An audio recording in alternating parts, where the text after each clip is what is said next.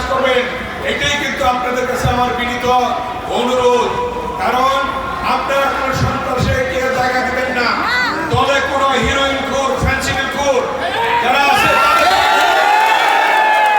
ভালো মানুষের দল বিএনপি,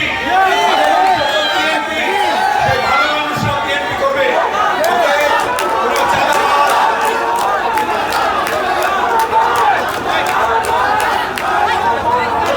কোনো চাঁদাবাজ, কোনো চাঁদাবাজ, কোনো সন্ত্রাসীর জায়গা বিএনপিতে নেই। বিএনপির নাম নিয়ে যদি কেউ চাঁদাবাজি করে, যদি কেউ সন্ত্রাস করে, তাকে